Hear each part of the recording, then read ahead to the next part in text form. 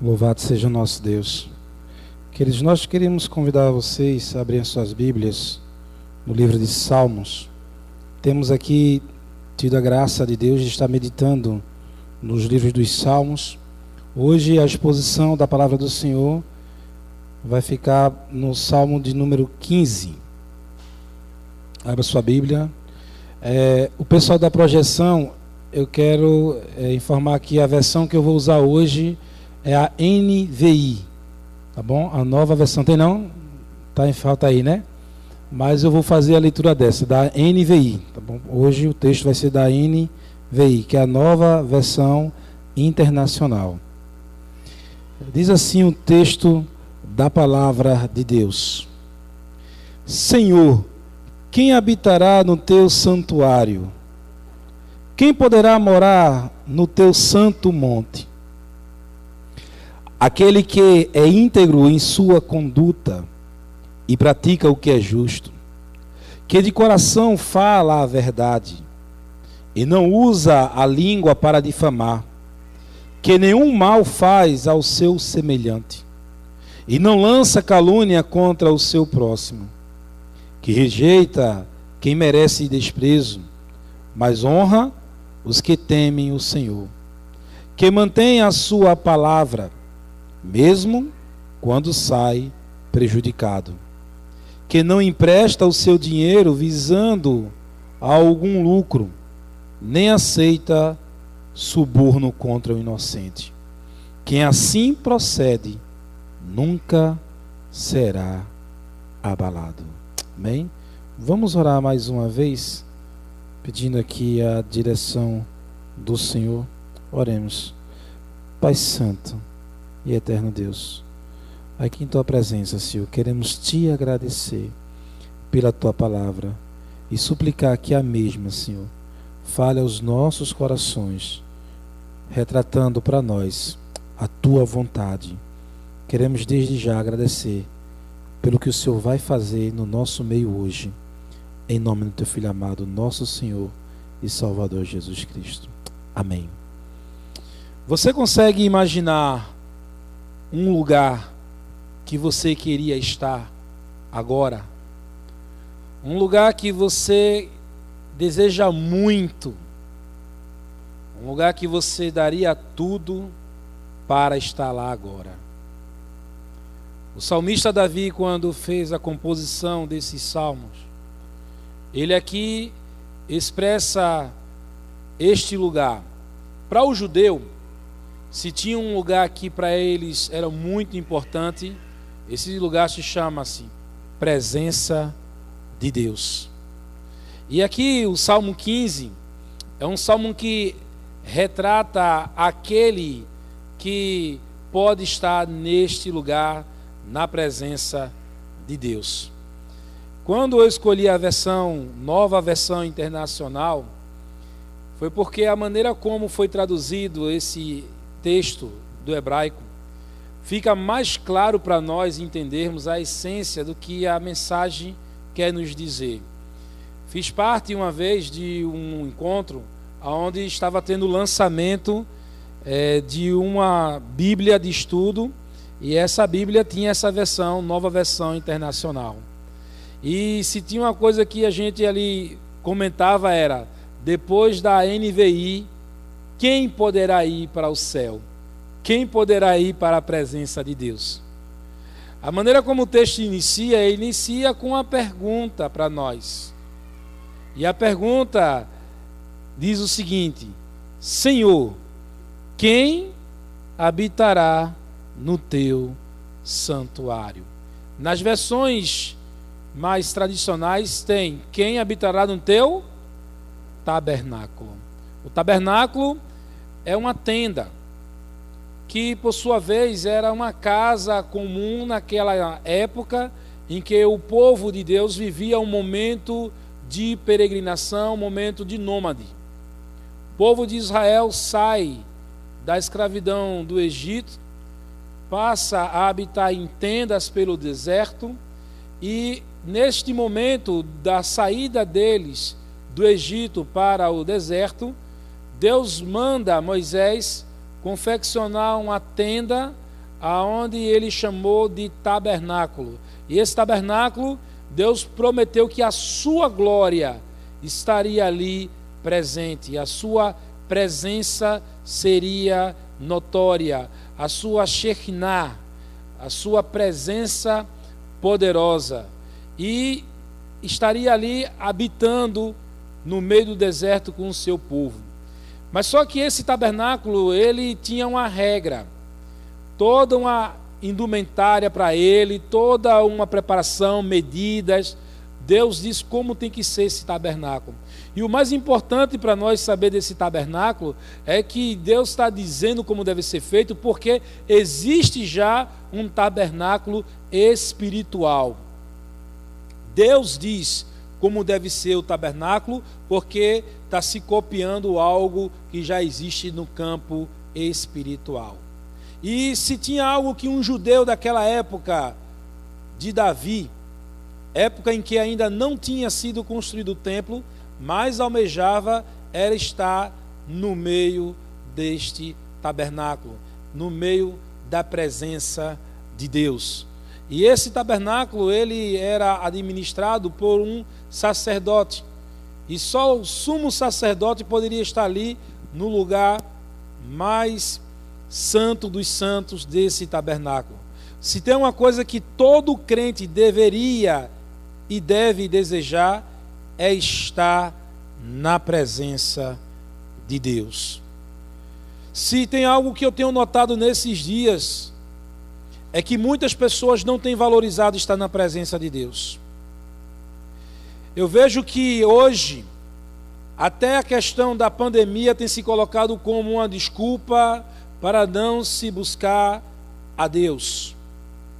Pessoas que estão acomodadas em casa, porque agora tem uma transmissão online, esquecendo que esse serviço, esta ferramenta, é para ter acessibilidade àqueles que estão impossibilitados nesse momento. Mas tem pessoas que estão fazendo uso disto para não estar na comunhão, para não buscar aqui a presença de Deus.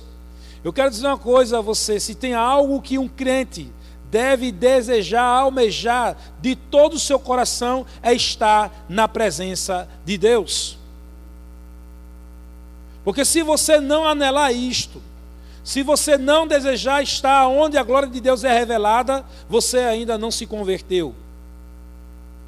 Bem certo é que tem alguns irmãos que estão impossibilitados, mas Deus sabe, Deus conhece. Entretanto, há aqueles que não estão nem aí. Mas Davi, ele aqui retrata as características de quem deve estar na presença de Deus, quem deve estar no seu tabernáculo. E ele usa uma outra parte como um sinônimo, fazendo a pergunta, dizendo: quem poderá morar no teu santo monte? Quando ele faz a primeira pergunta, é uma ideia de que Deus aqui é como se fosse um anfitrião, que convida pessoas para estar no seu tabernáculo, para estar debaixo da sua tenda. Na segunda parte, quando ele fala aqui, quem poderá morar no teu santuário, já a palavra morar aqui não é apenas para um convidado, mas aqui é para alguém que vai manter uma residência fixa. Então as duas palavras aqui, habitar e morar, respectivamente, significaria o seguinte: esse habitar é um convite feito de Deus para que estejam diante da sua majestosa glória. E este morar aqui é uma realidade para aqueles que já vivenciam esta comunhão de estar na presença de Deus. Já pode ter uma morada fixa, uma residência já ali fixada. E é algo que o salmista, ele aqui demonstra que deveria ser um desejo de todo aquele que teme a Deus. Se você não deseja estar na presença de Deus, você tem alguma coisa errada na sua vida espiritual. E este salmo, ele agora descreve as características dessa pessoa. E é interessante, eu vou antecipar um pouco antes de ler estas características, é que aqui parece que ninguém tem condições de estar diante de Deus, diante dessas características. Porque as características que são aqui mencionadas, com certeza, eu ou você falha em alguma destas, em algumas destas exigências. Calma, fique até o fim da mensagem, que ainda há esperança, que foi a mensagem de hoje de manhã. A primeira característica que ele fala aqui é que aquele que deseja, aquele que estará diante de Deus, que não só apenas será um convidado, mas um morador residente ali, fixo. Ele diz que é aquele que é íntegro em sua conduta. Integridade. Integridade aqui não é apenas uma questão moralista. Integridade aqui é ser completo. Integridade aqui é a ideia de perfeito. Não perfeito que não erra, mas o perfeito que é completo. Integridade aqui é aquela pessoa que ela está presente totalmente. Diferente daqueles que às vezes estão ali diante de uma transmissão de culto online, que é apenas para cumprir tabela, mas ele não está ali totalmente íntegro, totalmente completo. Está ali na hora que quer, do jeito que quer, fazendo quando quer. Mas integridade requer completude. Integridade requer essa perfeição e comprometimento. Uma pessoa íntegra é uma pessoa que está por inteiro. Nós, seres humanos, exigimos das pessoas a sua integridade. E por que com Deus seria diferente? Por que com Deus damos desculpas dizendo, Deus sabe? Realmente, Ele sabe o quanto você não está sendo íntegro. E a pessoa que habitará na tenda de Deus, a pessoa que vai morar no seu santo monte, é essa pessoa que está íntegra, está completa. Tiago vai dizer que é uma pessoa que não vai estar cogitando em dois pensamentos. É uma pessoa que vai estar ali de prontidão completa. O salmista também vai dizer em uma outra situação que é a pessoa que tem pureza de coração. O filósofo dinamarquês Søren Kierkegaard, ele disse que pureza de coração é ter uma coisa só no coração. E esta integridade significa que você não mistura, você não se corrompe, você não tem um coração dividido de estar com uma coisa e outra. Por isso logo em seguida vem algo que expressa um sinônimo dessa integridade. Quando ele diz, e aquele que pratica o que é justo. O que é aquilo que é justo? Justo é aquilo que é correto. O íntegro, ele não quer as coisas pela metade, as coisas mais ou menos, ele quer a coisa certa. Sabe como tem que ser o seu culto com Deus? De forma íntegra, justo, correto. E é essa a ideia aqui que traz para nós. Quando ele diz também que de coração fala o quê? A verdade. De coração fala a verdade. Por isso que o salmista, em outra ocasião, disse, sonda-me, ó Deus, e conhece o meu coração. Jesus, em outra ocasião, disse que a boca fala do que está cheio o coração. Não adianta você mentir para si mesmo e nem para as pessoas, porque Deus sabe a verdade. O cidadão do céu, o morador da pátria celestial, aquele que almeja estar na presença de Deus, ele vive em verdade. Ele não quer papo com aquilo que é enganoso, com aquilo que é mentiroso, porque bem sabemos quem é o pai da mentira. E logo adiante ele diz mais o seguinte, que a sua língua não usa a língua para o quê? Difamar. Irmãos, se tem algo que muita gente não sabe controlar, é a sua língua. O salmista em outra ocasião disse, Senhor, põe um guarda na minha boca. Tiago que o diga, né? Tiago mesmo disse que uma fonte, ela não pode jorrar, a mesma fonte, água doce e água salgada. Tiago fala que a língua é um pequeno membro, que ele vai ali comparar como se fosse um leme de um navio, que é tão pequeno, mas ele direciona o curso para onde vai aquele navio. Tiago fala que a língua também é como se fosse uma centelha, sabe, tão pequena, mas com capacidade de fazer grandes estragos. E ainda mais, ele diz que nenhum mal faz ao seu semelhante. Nenhum mal. Aí eu pergunto, será que a gente consegue agir assim? Será que nenhum mal estamos fazendo agora para alguém? Porque muitas vezes pensamos que o fazer o mal é apenas algo direto, mas o fazer mal também é algo indireto. Porque quando deixamos de fazer o bem, pecamos.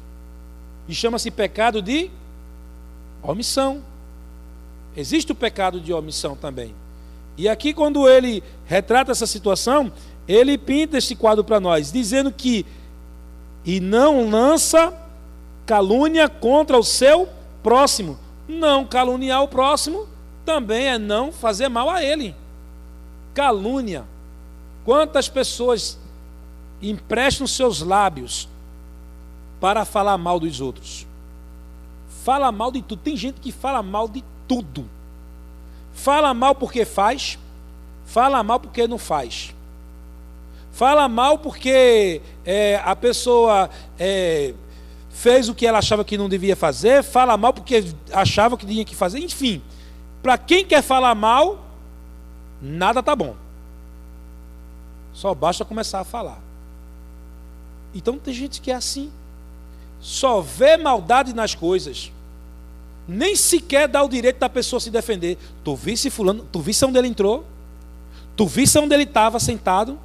Tu visse com quem ele estava falando? Semana retrasada, minha irmã esteve lá na minha casa e disse: irmão, uma pessoa perguntou para mim se tu estava pegando dinheiro com agiota. Eu disse: eu? Eu conheço uma coisa chamada trabalho que resolve um bocado de problema financeiro. Ela: pois é, irmão. Eu disse para ela: mas meu irmão trabalha, meu irmão faz isso, aquilo, outro.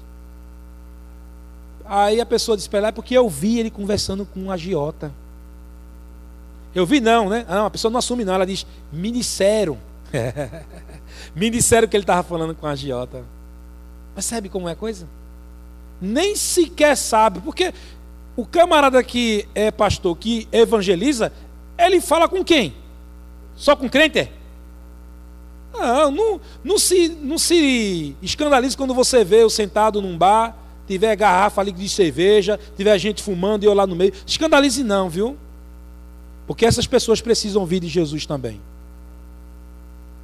Não se escandalize se eu estiver do lado de uma pessoa que é assaltante, que é prostituta. Não se escandalize não, porque são estas pessoas que têm que ouvir o Evangelho de Deus. Porque tem tanta gente que é tanta santidade, né, irmãos? Que eu fico até com medo de estar perto dessa pessoa, de tanta santidade. Mas quando a gente observa que o padrão que é colocado de Deus para nós nos encontramos em alguma falha nisso aqui. E aqui ele coloca mais para nós aqui: que rejeita quem merece desprezo, mas honra os que temem o Senhor. Ou seja, a pessoa que é aquele mesmo conselho, né, que é dado no Salmo 1, que não anda no caminho dos pecadores, nem se assenta na roda dos escarnecedores, mas antes do seu prazer está na lei do Senhor, e na sua lei medita de dia, de noite e de noite. Aqui é o contrário, aqui já está falando o seguinte: é não concordar com os que estão fazendo o que é errado.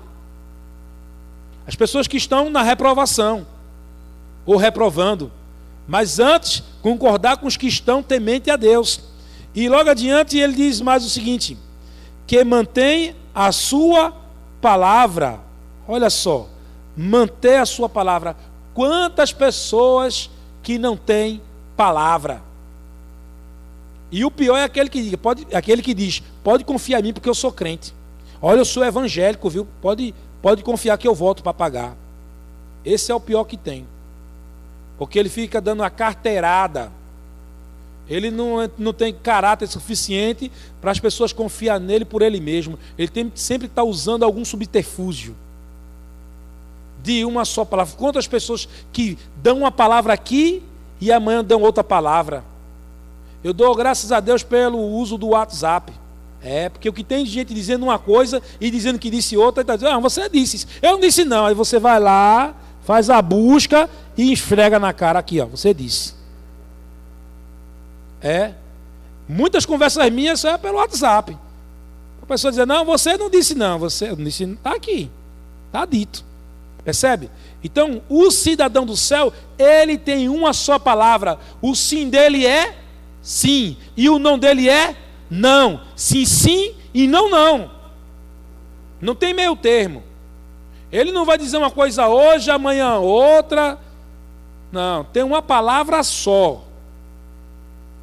E ele diz mais aqui, que essa pessoa, quando dá a palavra dela, mesmo quando ela sai prejudicada, o que é que ela faz? Mantém a palavra dela. Porque é assim.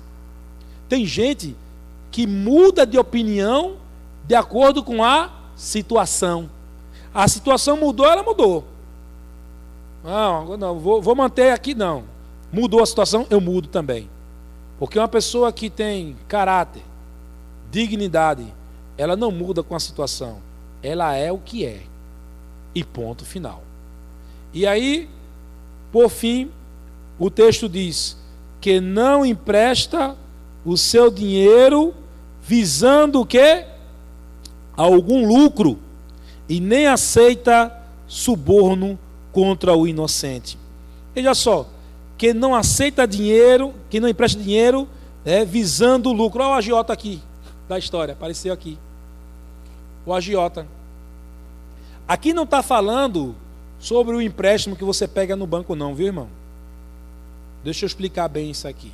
Até porque em Jerusalém, em Israel nessa época, existia uma lei que o judeu não poderia emprestar a outro judeu dinheiro a juros. Não podia, tinha uma lei, essa lei, certo? Mas para o estrangeiro, ele podia. Porém, não poderia ser um juros exorbitante. Essa semana ligou para mim a mulher do cartão de crédito. Seu Juvenal, o senhor não pagou? Eu digo, eu sei. Vocês não mandaram nem um boleto para eu pagar. Não, mas o senhor tem que ir no banco. Eu digo, fui no banco. Eles disseram que lá não resolvia, tem que ligar para vocês. Quando eu tento ligar para vocês, não pega. E eu agradeço por você ter ligado. Vamos resolver agora. Ah, mas o senhor quebrou o contrato. Eu quebrei o contrato. Vou pagar a juros? Vai ter que pagar. Infelizmente vai ter que pagar a juros. Não, infelizmente eu não vou pagar nada. Você vai ter que falar com o pessoal aí para a gente resolver o nosso, que eu quero pagar o justo. Ficaram de me dar uma resposta. Estou esperando, viu, irmãos? Quando me disserem, eu digo para vocês no que é que deu. Mas fazendo meio, o banco fazendo meio para você atrasar a fatura, para você não pagar, porque o banco vive de quê? De juros. É feito o agiota, ele não acha ruim quando a pessoa não paga na data não, ele acha bom. Sabe, você não pagou na data não? Não, pague os juros. Ou então pague os juros dos juros. E a pessoa nunca sai dessa situação. Não é verdade? Parece que existe uma maldição já pronta ali, né? Uma pessoa que cai na mão de um agiota, né? E você que é crente, meu irmão, não caia nessa não, viu? Não vá procurar agiota não. Procure não. E aqui, a ideia é essa. É a pessoa que nos seus negócios, ela não está explorando as outras. A Bíblia também diz que o amor ao dinheiro é a raiz de todos os males. Aqui está falando disso, da pessoa que tem o seu coração nisto, idolatra ao dinheiro. E aí, meus irmãos, minhas irmãs, chegamos a uma situação onde a gente pensa aqui, se esse salmo aqui, alguém de nós aqui está contemplado. Voltando àquilo que eu falei no início, de quando eu estava participando de uma palestra onde estávamos falando sobre o lançamento da Bíblia NVI de estudo, aí a gente falava, depois da NVI de estudos, ninguém vai mais para o céu por conta dessa leitura do Salmo 15. Mas aí você olha para você e diz assim: pastor, eu falho em alguma coisa aqui. Em uma dessas aí, pelo menos, eu não contemplo não. E aí eu digo para você o seguinte: quando Davi estava falando isto, ele estava falando de alguém que poderia assumir todas essas prerrogativas de forma perfeita. E quem é esse? Você desconfia de alguém? Que em tudo foi tentado, mas não pecou. Quem é ele? É Jesus. O Salmo 24, que é semelhante a esse, olha o que ele nos diz aqui.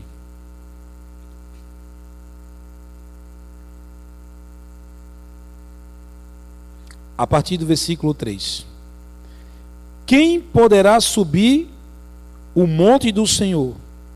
Quem poderá entrar no seu santo lugar? Aquele que tem as mãos limpas e o coração puro, que não recorre a ídolos, nem jura por deuses falsos. Ele receberá a bênção do Senhor, e Deus, o seu Salvador, lhe fará justiça. São assim aqueles que o buscam, que buscam a tua face, ó Deus de Jacó. Aí ele diz: abram-se, ó portais, abram-se, ó portas antigas, para que o Rei da Glória entre. Quem é o Rei da Glória? O Senhor forte e valente, o Senhor valente nas guerras. Abram-se, ó portas, abram-se, ó portas antigas, para que o Rei da Glória entre. Quem é esse Rei da Glória?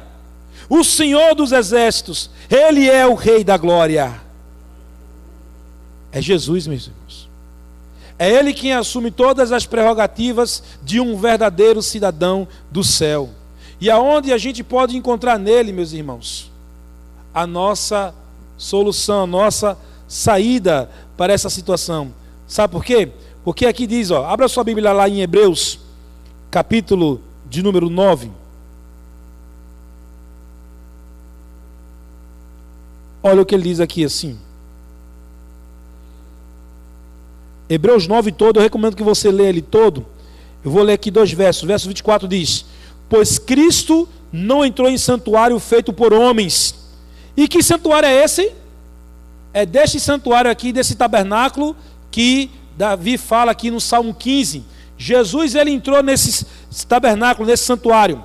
Olha só o que ele diz aqui: uma simples representação do verdadeiro. Qual é a simples representação do verdadeiro? Aquele que foi feito por Moisés a mando de Deus. Depois ele diz: ele entrou nos céus. Quem entrou nos céus? Jesus. Para quê? Para que agora se apresentar diante de Deus em nosso favor. Ou seja, Jesus foi na frente. Ele é quem adentrou já o tabernáculo santo. Ele já adentrou, já está lá no monte santo de Deus. Ele é aquele que tem todas as qualidades, todas as prerrogativas para estar de forma perfeita, íntegra, diante de Deus. Ele assume todas essas características. Ele é aquele que tem a integridade de coração. Ele é aquele que é justo. Ele tem na sua boca a fala da verdade. Ele não usa a sua língua para difamar. A Bíblia diz que ele estava ali sendo insultado, ultrajado pelos homens. E quando ele abriu a sua boca, foi para quê? Para perdoar. Ele assume todas essas prerrogativas porque ele não fez mal a ninguém. Ele nunca fez mal ao seu semelhante. Ele é aquele que não faz mal ao seu próximo. Ele é aquele que não foi a favor dos fariseus e escribas que estavam contrário àquilo que era a vontade de Deus, a verdade de Deus. Pelo contrário, ele ficou a favor daqueles que queriam algo sério com Deus. Ele também não estava aqui a favor dessa questão de prejudicar alguém em alguma coisa. Quando ele dava a sua palavra, ele cumpria a sua palavra. A Bíblia diz que as pessoas viam nele a autoridade na sua fala. Por quê? Porque ele não era igual aos escribas e fariseus. Porque Jesus falava do que vivia e vivia do que falava. Ele disse: eu sou o caminho, a verdade e a vida. Ninguém vem ao Pai senão por mim. Veja só, ele assumia todas as prerrogativas. E aí nós, através dele, como aqui a gente lê aqui em Hebreus 9, 24, diz que ele entrou nos céus para agora se apresentar diante de Deus em nosso favor. Sabe por quê? Porque nós falhamos em alguma coisa que aqui está dizendo. Mas nós falhamos e não temos que nos conformar com a nossa falha. Nós temos um Redentor, um justo juiz. E devemos buscar essa qualidade até que todos cheguemos à unidade da fé, à varonilidade perfeita, da estatura de quem? De Cristo. Cristo, ele foi na frente, ele inaugurou, ele está lá no tabernáculo santo de Deus, no monte santo de Deus, mas nós entramos através dele. Por isso, eu quero dizer uma coisa a você: todos nós precisamos de Jesus, porque sem Jesus ninguém chega a Deus. Sem Jesus ninguém pode estar na presença de Deus. Você não pode estar na presença de Deus sem Jesus. Ele mesmo disse: sem mim nada podeis fazer. Eu quero dizer uma coisa a você, meu irmão, minha irmã, você que está me ouvindo da internet, que não está mais buscando a Deus, que está esfriando na fé, que está largando Jesus. Muitas pessoas estão largando Jesus. Está se cumprindo aquilo que disse profeticamente, que o amor de muitos está se esfriando, o amor de muitos. Estamos vivendo essa época, meus irmãos. Você sem Jesus não é nada. Ele disse que sem Ele nada poderíamos fazer. Ele tem todas as prerrogativas, Ele tem todas as características de um verdadeiro cidadão do céu. Por isso que nós precisamos estar inseridos nele. Não é em nós, é nele. Como aqui Hebreus capítulo 9 diz, e o versículo 28 diz: assim também Cristo foi oferecido em sacrifício uma única vez para tirar os pecados de muitos, e aparecerá a segunda vez, não para tirar o pecado, mas para trazer salvação aos que o aguardam. Você aguarda Jesus? Você anseia por estar na presença de Deus? Você é uma pessoa que pensa na glória de Deus? É justamente isso, meus irmãos, que a gente deve estar pensando aqui. Nenhum valor humano é mais valioso do que isto, do que estar na presença de Deus. Quem habitará o teu santuário? Quem poderá morar no teu santo monte? A resposta é: todos aqueles que estão em Cristo Jesus, pois Ele cumpriu cabalmente a lei, pois Ele é aquele que é retratado aqui nesse salmo, no Salmo 15, no Salmo 24, porque Ele é o Rei da glória. Você hoje pode colocar a tua fé nele. Você que está fraco, você que está colocando tudo a perder, como dizem, né? Chutou o pau da barraca. Hoje é dia de reconciliação. E você que está vindo, está cambaleando, mas está vindo, hoje é dia de Deus renovar tuas forças, pois Ele é aquele digno de entrar no santuário de Deus, e através dele nós conseguimos. Amém? Quero convidar você para uma oração. Curva a tua cabeça nesse momento. Busca a presença de Deus agora. O que Jesus fez na cruz nos dá acesso direto a Deus. Você não precisa estar num tabernáculo, num templo. Você só precisa estar diante de Deus. E Ele quer fazer com que o teu coração seja um lugar de comunhão e devoção a Ele. Se coloca diante do Senhor e dizendo assim: Senhor, ajuda-me a ser cada vez mais parecido contigo, pois eu quero fazer parte da moradia eterna. Diga para Ele: Senhor, ajuda-me